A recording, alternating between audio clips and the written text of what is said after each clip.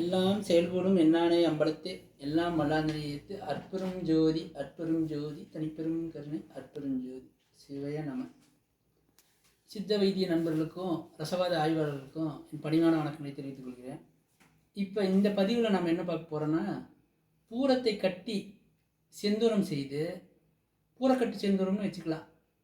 பூரத்தை கட்டி அந்த புரை சர்க்கரை புண் வந்தால் காலில் அரிக்குது இல்லை, ஓட்ட புண்ணு, காலில் ஓட்டை விழுந்து காலே எடுக்கிற மாதிரி சூழ்நிலையில் இருக்கும் இல்லைங்க. அந்த மாதிரி சர்க்கரை நோயினால் வரக்கூடிய குழிப்புண்ணுக்கு பூரக்கட்டு செந்தூரம் சித்த வைத்தியர்கள் கொடுப்பாங்க. அதை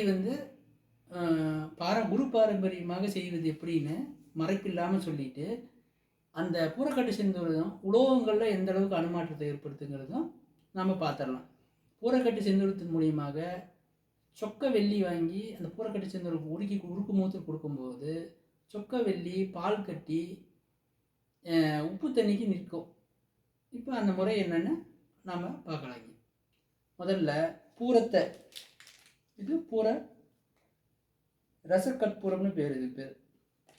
இந்த ரசக்கற்பூரத்தை முதல்ல சுத்தி பண்ணி, முறையாக சுத்தி பண்ணி எடுத்து வச்சுக்கணும் நம்ம கையில். இந்த ரசக்கற்பூரம் தான் நம்ம மூலப்பொருள், ரா மெட்டீரியல்னு வச்சுங்களேன்.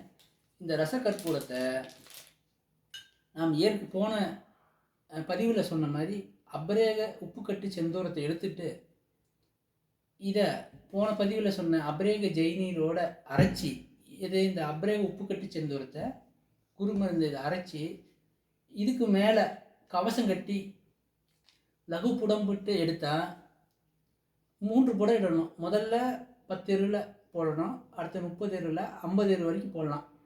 உருகி இந்த மாதிரி மஞ்சள் நிறத்தில்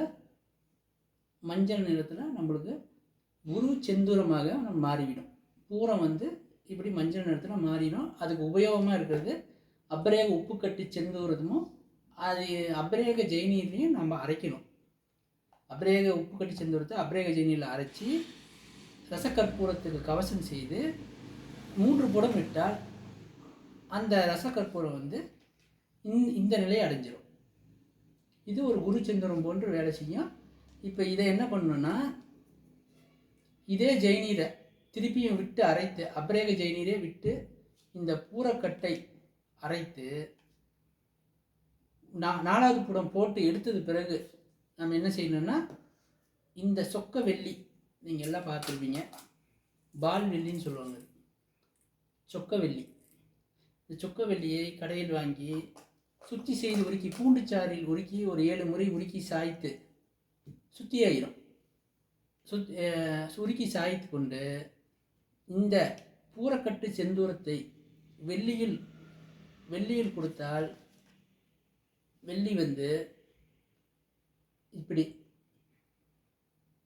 களிம்பற்று கட்டி ஆசிட் ப்ரூஃப் ஆகி உப்பு தண்ணிக்கு நிற்கும்.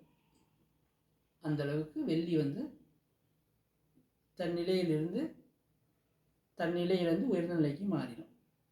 இப்படி அனுமாற்றம் செய்து, அதுக்கப்புறம் நம்ம செய்யக்கூடியது என்னென்னா,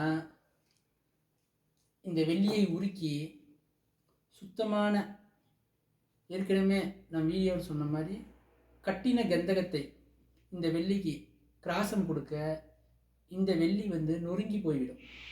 நொறுங்கி போய் பவுடர் ஆயிடும். அந்த பவுடரை இதே ஜெய்நீர், அப்ரேக ஜெய்நீர் விட்டு அரைக்கும் போது இந்த மாதிரி வெள்ளி செந்தூரமாக வரும். இதுவும் குரு மருந்து தான். இப்போ நம்ம தயாரிச்சிருக்கிறது என்னென்னா, பூரக்கட்டு செந்தூரம் நம்மளுக்கு பூரக்கட்டு செந்தூரம் பண்ணிட்டா சர்க்கரை நோய் உள்ள குழிப்புண்களை ஆற்றுறதுக்கு மிகவும் பயன்படும். வெள்ளை வெட்டை நோய்களுக்கு பயன்படும். இந்த வெள்ளி செந்தூரம் இதன் மூலியமாக உருவாக்கக்கூடிய வெள்ளி செந்தூரம் எதுக்கு பயன்படுதுன்னா, கவுண்டிங், விந்தணுக்கள் குறைபாடு உள்ளவங்களுக்கு கவுண்டிங் அதிகப்படுத்திருக்கும், செமன்ஸ் கவுண்டிங் அதிகப்படுத்திருக்கும், டெஸ்ட்ரோஜன் ஹார்மோன்ஸ் அதிகப்படுத்திருக்கும். 3வது என்னென்னா, நரம்பு தளர்ச்சியை சரி பண்ணுறதுக்கும் இந்த வெள்ளி செந்தூரம் ஆகும். இது அணு அளவு கொடுத்து காய்கள் லேகியத்திலையோ அல்லது அஸ்வகந்தா லேகியத்திலையோ கலந்து கொடுக்கும்போது ரொம்ப அருமையாக வேலை செய்யுதுங்க. இது தொடர்ந்து குரு பாரம்பரியமாக கொடுத்துட்டு வர்றதாங்க. அதனால் சித்த வைத்தியத்தை பார்க்கக்கூடிய ரசவாத ஆய்வாளர்களும் சித்த வைத்தியர்களும் இந்த மாதிரி நான் சொன்ன பொருட்கள் எல்லாம் உங்களுக்கு தெரியும். நீங்கள் செஞ்சு இதை பயன்பெற்று மக்களுக்கு கொடுங்க. நன்றி, வணக்கம்.